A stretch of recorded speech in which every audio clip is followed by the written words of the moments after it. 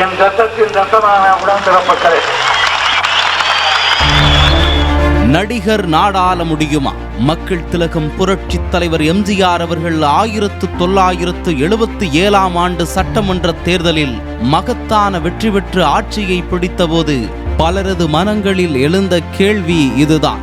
மக்கள் திலகம் என்ற அந்த மாமனிதர் திரையுலகத்திலிருந்து திடுதிப்பென அரசியலில் குதித்தவரில்லை.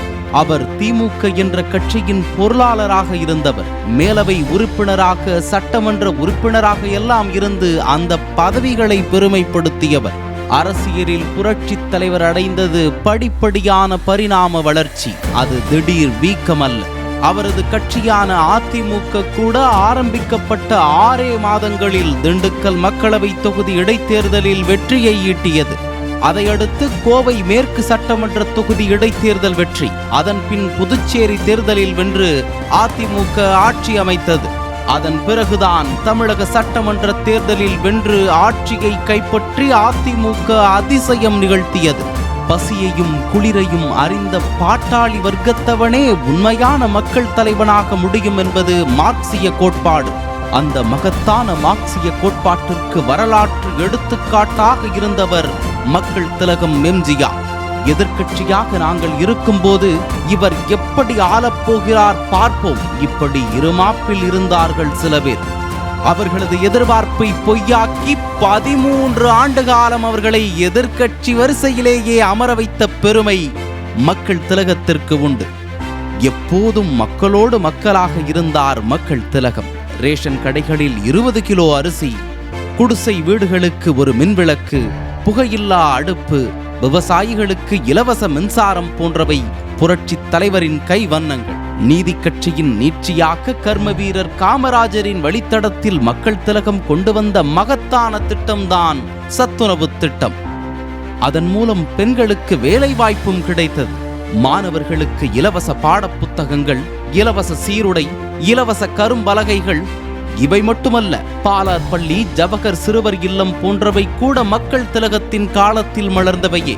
சமூக நீதி என்று வெறும் வாய்வார்த்தை ஜாலங்கள் செய்யாமல் VAO என்ற அரசு பணியை உருவாக்கி ஒடுக்கப்பட்டவர்களை கிராம நிர்வாக அலுவலர்களாக மாற்றி அழகு பார்த்தவர் புரட்சி தலைவர் எம்ஜிஆர். அரசு அலுவலகங்கள் தோறும் அம்பேத்கர் உருவப்படம் இன்று சிரிக்கிறதென்றால் அதற்கு காரணமானவர் மக்கள் திலகம்தான். இடஒதுக்கீட்டை 68% அதிகரித்து அதிசயம் நிகழ்த்தியவர் அவர். ஆதி திராவிடர்கள் பழங்குடியினர்களுக்கு அவர் அளவிற்கு திட்டங்கள் கொண்டு வந்தவர்கள் வேறு யாரும் இல்லை.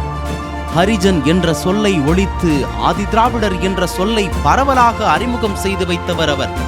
ஆதி திராவிடர்களுக்கு வீடு வாங்க வட்டியில்லா கடன், இலவச பட்டப்படிப்பு, இலவச விடுதி, தேர்வர்களுக்கு சிறப்பு பயிற்சி, இலவச புத்தகம், இலவச வீட்டுமனை பட்டா, ஈமச்சடங்கு உதவி, ஆதி திராவிட விவசாயிகளுக்கு மாடு வாங்க மானியம், இவை அனைத்தையும் பார்த்து செய்தவர் மக்கள் திலகம்.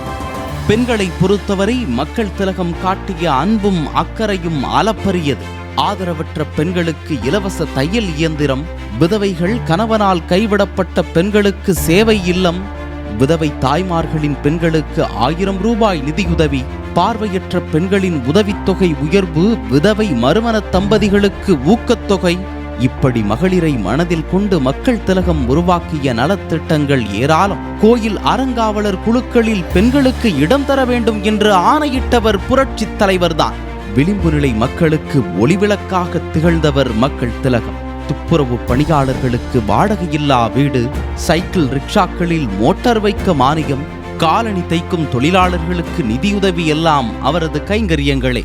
சிறுவாணி அணை, தெலுங்கு கங்கை திட்டம், சென்னை வெளிவட்ட சாலை, மறைமலை நகர், மணலி போன்றவற்றிற்கு விதை தூவியவர் புரட்சி தலைவர்தான். தமிழுக்கு புரட்சி தலைவர் என்ன செய்தார் என்ற கேள்வி எழும்.